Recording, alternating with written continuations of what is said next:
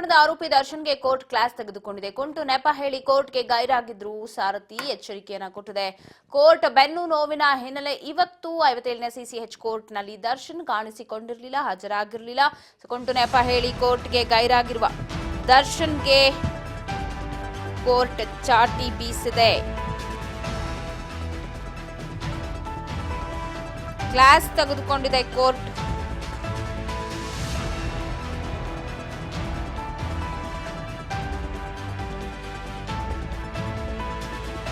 Court ಎಚ್ಚರಿಕೆಯನ್ನ ಕೊಟ್ಟಿದೆ. ಷರತ್ತುಬದ್ಧ ಜಾಮೀನು ಅಂತಂದಾಗ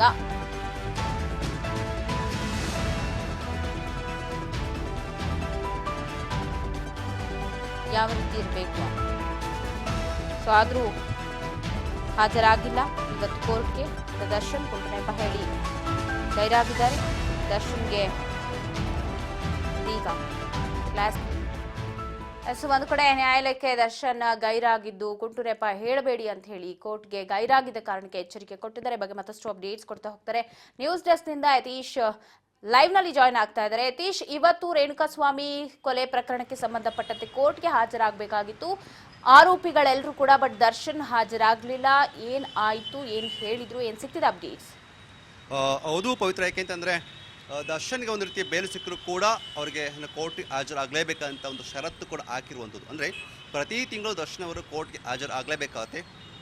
57ನೇ ಸಿಸಿಎಚ್ ಕೋರ್ಟ್ಗೆ ದರ್ಶನ್ ಅವರು ಪ್ರತಿ ತಿಂಗಳು ಹಾಜರಾಗಿ ಅವ್ರ ಜೊತೆಗೆ ಅವ್ರ ಆರೋಪಿಗಳು ಯಾರೆಲ್ಲ ಇದ್ದಾರಲ್ಲ, ರೇಣುಕಾಸ್ವಾಮಿ ಕೊಲೆ ಪ್ರಕರಣದ ಯಾರೆಲ್ಲ ಭಾಗಿಯಾಗಿದ್ದರು ಈ ಒಂದು ವಿಚಾರ ಕುರಿತಂತೆ 17 ಜನ ಕೂಡ ಪ್ರತಿ ತಿಂಗಳು ಕೋರ್ಟ್ಗೆ ಹಾಜರಾಗಬೇಕಾಗತ್ತೆ. ಬಟ್ ಇಲ್ಲಿ ಇವತ್ತು ಬೆಳಿಗ್ಗೆ 11 ಗಂಟೆಗೆ ಕೋರ್ಟ್ಗೆ ಹಾಜರಾಗಬೇಕಿತ್ತು. ಆದರೆ ದರ್ಶನ್ ಅವರು ಈ ಬಾರಿ ಹಾಜರಾಗಿಲ್ಲ. ಅದಕ್ಕೀಗ ಕೋರ್ಟಿಗೆ ಎಚ್ಚರಿಕೆಯನ್ನು ಕೊಟ್ಟಿರುವಂಥದ್ದು. ಯಾಕೆ ಹಾಜರಾಗಲ್ಲ ಅನ್ನೋ ಮಾತು ಕೂಡ ಕೇಳಿ ಬರುತ್ತೆ. ಯಾಕೆಂತಂದರೆ ದರ್ಶನ್ ಅವರು ಇದಾದ ಬಳಿಕ, ಅಂದರೆ ಬೇಲ್ ಸಿಕ್ಕ ಬಳಿಕ ಒಂದಷ್ಟು ಸಮಯ ಟೈಮನ್ನು ತೆಗೆದುಕೊಂಡು ಒಂದಷ್ಟು ವಿಶ್ರಾಂತಿ ತೆಗೆದುಕೊಂಡು ಆದ ನಂತರ ಅವರು ಏನು ಶೂಟಿಂಗ್ಗೆ ಭಾಗವಹಿಸ್ತಾರೆ. ಡೆವಿಲ್ ಶೂಟಿಂಗಲ್ಲಿ ಭಾಗವಹಿಸಿರುವಂಥದ್ದು. ಸೊ ಡೆವಿಲ್ ಶೂಟಿಂಗ್ ಭಾಗವಹಿಸಿದ ಸಮಯದಲ್ಲಿ ಅವರಿಗೆ ಬೆನ್ನಿಗೆ ಮತ್ತಷ್ಟು ನೋವಾಗಿದೆ. ಹಾಗಾಗಿ ಕೋರ್ಟ್ಗೆ ಹಾಜರಾಗೋದಕ್ಕೆ ಸಾಧ್ಯವಾಗುತ್ತಿಲ್ಲ ಅನ್ನೋ ಮಾತನ್ನು ಅವರ ವಕೀಲರ ಕಡೆಯಿಂದ ಹೇಳಿಸಿರೋದು. ಅಂದರೆ ಮೊನ್ನೆ ಜೈಪುರ್ಗೆ ಹೋದಂಥ ಸಮಯದಲ್ಲಿ ಅವ್ರಿಗೆ 48 ಅವರ್ಸ್ ಅವರು ಏನೋ ಶೂಟಿಂಗಲ್ಲಿ ಭಾಗಿಯಾಗಿದ್ದು. ಸೊ ಇದೆಲ್ಲದಕ್ಕೊಳಗೆ ತುಂಬ ಬ್ಯಾಕ್ ಪೇನ್ ಶುರುವಾಗಿದೆ. ಸೊ ಇದೆಲ್ಲ ರೀಸನ್ ಇಟ್ಕೊಂಡು ಅವರಿಗೆ ಏನು ಕೋರ್ಟ್ ಹಾಜರಾಗ್ತೇನೆ ಅನ್ನೋ ಮಾತನ್ನು ಅವರು ಹೇಳಿದ್ದಾರೆ. ಸೊ ಆಗ ಕೋರ್ಟ್ ಇದನ್ನು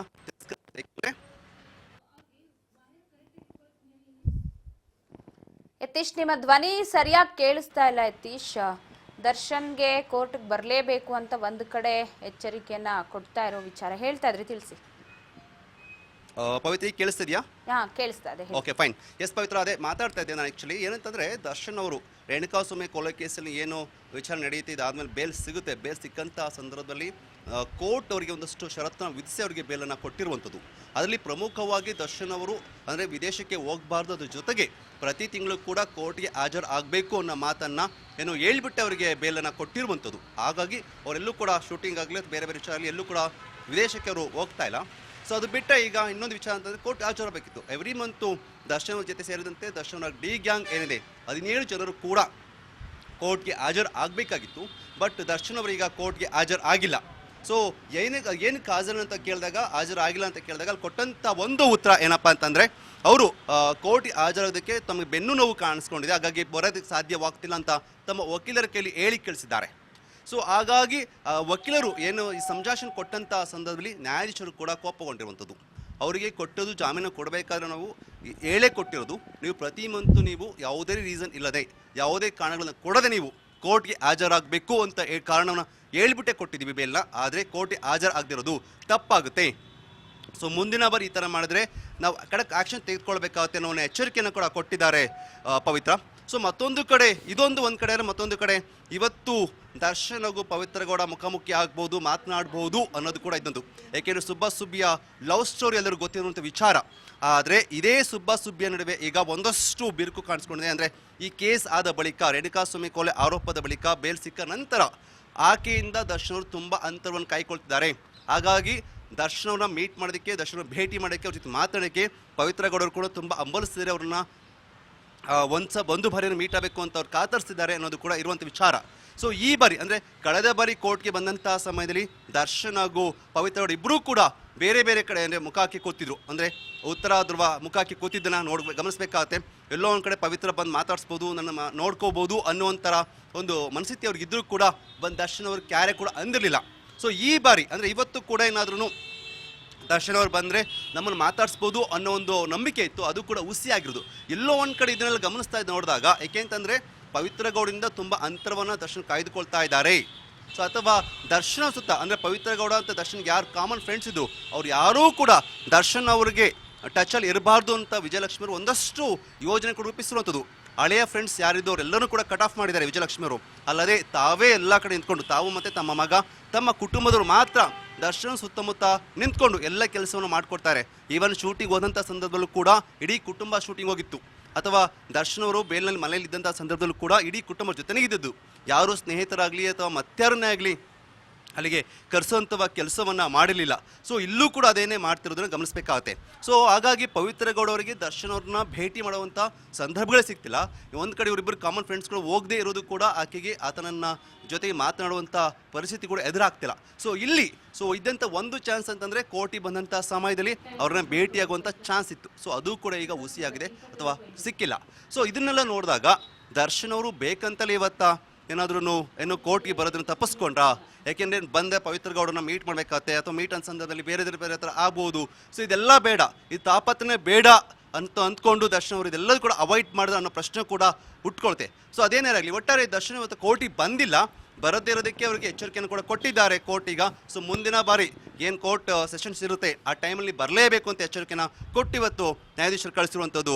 ಪವಿತ್ರ, ಯತೀಶ್ ಬಟ್ ಎಲ್ಲೋ ದರ್ಶನ್ ಕೋರ್ಟ್ನ ಅನುಮತಿಯನ್ನ ಪಡೆದೇ ಇವತ್ತು ಗೈರಾದ್ರು ಅನ್ನುವಂತಹ ಮಾಹಿತಿ ಕೂಡ ಸಿಕ್ತು. ಅಂದ್ರೆ ಏನಾದ್ರು ಲಾಯರ್ಗೆ ಹೇಳಿದ್ರ ಈ ರೀತಿ ಅನಾರೋಗ್ಯದ ಕಾರಣ ಬರ್ತಾ ಇಲ್ಲ ಅಂತ ಹೇಳಿ ಅವರು ಓಕೆ ಅಂದಿದ್ರ? ಅದಾದ್ಮೇಲೆ ನ್ಯಾಯಾಧೀಶರು ಯಾವಾಗ ಕ್ಲಾಸ್ ತಗೊಂಡ್ರು ಅದಾದ ನಂತರ ಮತ್ತೆ ದರ್ಶನ್ ಅವ್ರಿಗೆ ಈ ಎಚ್ಚರಿಕೆ ಸಂದೇಶವನ್ನ ಕೊಟ್ರ ಹೇಗೆ ಅಂತ, ಜೊತೆಗೆ ನೆಕ್ಸ್ಟ್ ಸೆಷನ್ ಇದ್ದಾಗ ಬರ್ದೇ ಹೋದ್ರೆ ಮತ್ತೆ ಕೋರ್ಟ್ ಏನ್ ಮಾಡಬಹುದು ಅಂತ? ಯಾಕಂದ್ರೆ ಶೂಟಿಂಗ್ ಅಲ್ಲೂ ಪಾಲ್ಗೊಳ್ತಾ ಇದ್ದಾರೆ, ಅಲ್ಲಲ್ಲಿ ಕಾಣಿಸ್ಕೊಳ್ತಾ ಇದ್ದಾರೆ ದರ್ಶನ್, ಬಟ್ ಕೋರ್ಟಿಗೆ ಬರಬೇಕು ಅಂದಾಗ ಬೆನ್ನು ನೋವಿನ ಸಮಸ್ಯೆ ಹೇಳೋದು ಎಷ್ಟು ಸರಿ ಅಂತ? Yes, of course. ಯಾಕೆಂತಂದರೆ ಒಂದು ತೀರ್ಮಾನ ತೆಗೆದುಕೊಳ್ಬೇಕಾದ್ರೆ ತಮ್ಮ ಲಾಯರ್ ಹತ್ರ ಅವರು ಏನು ಚರ್ಚೆ ಮಾಡಲೇಬೇಕಾಗುತ್ತೆ, ಮಾತಾಡಿರ್ತಾರೆ. ಏಕೆಂತಂದರೆ ನನಗೆ ಕೋರ್ಟಿಗೆ ಬರೋಕ್ಕಾಗಲ್ಲ, ಇದಕ್ಕೇನು ಆಪ್ಷನ್ಸ್ ಕೊಡ್ಬೋದು, ಏನೆಲ್ಲ ರೀಸನ್ ಕೊಡ್ಬೋದು, ಇಬ್ಬರೂ ಕೂಡ ಚರ್ಚೆ ಮಾಡಿ ಇಲ್ಲಿ ತೀರ್ಮಾನ ತೆಗೆದುಕೊಳ್ಳೋಕ್ಕಾಗುತ್ತೆ. ಏಕೆಂದರೆ ದರ್ಶನ್ ಅವ್ರು ನಂಗೆ ಬರೋಕ್ಕಾಗಲ್ಲ ಅಂತಂದರೆ, ಅಥವಾ ಲಾಯರು ಓಕೆ ಬಿಡಿ ಬರೋಕ್ಕಾಗಲ್ಲ ಅಂತ ಹೇಳೋಕ್ಕೆ ಸಾಧ್ಯನೇ ಇಲ್ಲ. ಫೈನ್, ಓಕೆ, ಏನು ಬರೋಕ್ಕಾಗಲ್ಲ ಅಥವಾ ಬರೋಕ್ಕೆ ಆ ಥರ ನೋಡ್ಬೋದು, ಏನೆಲ್ಲ ಐಡಿಯಾಗಳು ಕೊಡ್ಬೋದು. ಲಾಯರ್ ಕೂಡ ಅದಕ್ಕೆ ಒಂದಷ್ಟು ಯೋಜನೆ ರೂಪಿಸಿರ್ತಾರೆ. ಬಟ್ ಅದು ಯಾವಾಗ ದರ್ಶನ್ ಅವರು ಓಕೆ ನೋಡೋಣ ಈ ಬಾರಿ ಏನಾಗುತ್ತೆ ಅನ್ನೋದು ಅವ್ರ ಥಾಟ್ ಕೂಡ ಇರ್ಬೋದೇನೋ. ಬಟ್ ಯಾವಾಗ ಯಾಕೆಂದರೆ ಯಾವಾಗ ದರ್ಶನ್ ಅವ್ರು ಬರೋದಿಲ್ಲ ಅಂತ ದರ್ಶನ್ ಪರ ಲಾಯರ್ ಅವರು ನ್ಯಾಯಾಧೀಶರ ಮುಂದೆ ಹೇಳ್ತಾರೆ, ಆವಾಗ ಅವರು ಕೋಪಗೊಂಡಿರುವಂಥದ್ದು. ಏಕೆಂದರೆ ಈ ಒಂದು ರೀಸನ್, ಯಾವುದೇ ರೀಸನ್ ಕೊಡಬಾರ್ದು, ಬರಲೇಬೇಕು ಅನ್ನೋ ಮಾತನ್ನು ಹೇಳಿದ್ದಾರೆ. ಸೊ ಬರಲಿಲ್ಲ ಅಂತಂದರೆ ನೆಕ್ಸ್ಟ್ ಬಂದಿಲ್ಲ ಅಂತಂದರೆ ಒಂದಷ್ಟು ಆ್ಯಕ್ಷನ್ ತೆಗೆದುಕೊಳ್ಬೋದು. I don't know what they are taking action ಅಂತ, ನನಗೆ ಅದ್ರ ಬಗ್ಗೆ ಅಷ್ಟೊಂದು ಮಾಹಿತಿ ಇಲ್ಲ ಪವಿತ್ರ. ಅಂದರೆ ಮತ್ತೆ ಬೇಲ್ ಕ್ಯಾನ್ಸಲ್ ಮಾಡೋದಿರ್ಬೋದು, ಅಥವಾ ಮತ್ತೆ ಅವ್ರಿಗೆ ಒಂದಿಷ್ಟು ಏನಾದರೂ ಬೇರೆ ಥರ ಏನಾದರೂ ಇರ್ಬೋದು, ನನಗೆ ಗೊತ್ತಿಲ್ಲ, ಐ ಡೋಂಟ್ ನೋ. ಬಟ್ ಒಂದಷ್ಟು ಆ್ಯಕ್ಷನ್ ತೆಗೆದುಕೊಂಡೇ ತಗೊಳ್ತಾರೆ. ಸೊ ಅದಕ್ಕೆ ದರ್ಶನ್ ಆಗಲಿ ಅಥವಾ ಅವರ ಪರ ಲಾಯರ್ ಆಗಲಿ ಯಾರು ಕೂಡ ಅದಕ್ಕೆ ಏನು ಆಸ್ಪದ ಮಾಡಿಕೊಡು ಅಂತ ನಾನು ಅಂದ್ಕೊಂಡಿದ್ದೀನಿ.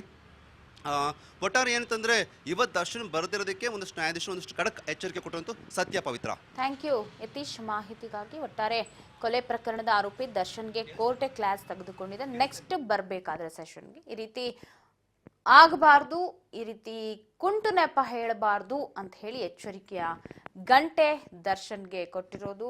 ಸಹಿತ ಯತೀಶ್ ಹೇಳಿದಾಗೆ ಪವಿತ್ರ ಗೌಡ ಕೂಡ ದರ್ಶನ್ ಅವರು ಈ ಬಾರಿನಾದರೂ ನನ್ನ ಜೊತೆಗೆ ಮಾತನಾಡಬಹುದೇನೋ ಅನ್ನುವಂತಹ ಒಂದಷ್ಟು ಆಶಾಭಾವನೆಯಲ್ಲಿ ಹೋಗಿದ್ರು ಅಂತ ಅನ್ಸುತ್ತೆ. ಬಟ್ ಅವ್ರಿಗೂ ಈಗ ನಿರಾಸೆ ಆಗಿರೋದು. ದರ್ಶನ್ ಹೊರತುಪಡಿಸಿ ವಿನಯ್, ಪ್ರದೂಷ್, ಪವಿತ್ರ ಗೌಡ ಮತ್ತಿತರ ಆರೋಪಿಗಳು ಯಾರೆಲ್ಲ ಇದ್ರು 16 ಜನ, ಸೊ ಅವರೆಲ್ಲರೂ ಕೂಡ ಹಾಜರಾಗಿದ್ದಾರೆ. ಈಗ ಷರತ್ತುಬದ್ಧ ಜಾಮೀನು ಅಂದಾಗ ಅವ್ರು ಹೇಳೋದೆ, ಕರೆದಾಗ ಕೋರ್ಟ್ಗೆ ಹೋಗಬೇಕು, ಕರೆದಾಗ ಸ್ಟೇಷನ್ಗೆ ಹೋಗಬೇಕು, ಸಾಕ್ಷಿನಾಶ ಮಾಡಬಾರ್ದು, ಈ ಎಲ್ಲ ಒಂದಷ್ಟು ಷರತ್ತುಗಳನ್ನು ಹಾಕಿ ಅವರಿಗೆ ಬೇಲ್ ಕೊಟ್ಟಿರ್ತಾರೆ. ಆದರೆ ಪ್ರವಾಸಕ್ಕೆ ಹೋಗ್ತಾರೆ, ಬೇರೆ ಶೂಟಿಂಗ್ನಲ್ಲಿ ಇರ್ತಾರೆ, ಆದರೆ ನ್ಯಾಯಾಲಯಕ್ಕೆ ಬರಲಿಕ್ಕೆ ಮಾತ್ರ ಅವರಿಗೆ ಬ್ಯಾಕ್ ಪೇನ್ ಶುರುವಾಗುತ್ತೆ, ಬೆನ್ನು ನೋವು ಬರುತ್ತೆ ಅಂತಂದಾಗ ಅದನ್ನು ಪ್ರಶ್ನೆ ಮಾಡಿದೆ ಕೋರ್ಟ್, ಎಚ್ಚರಿಕೆಯನ್ನು ಕೊಟ್ಟಿದೆ.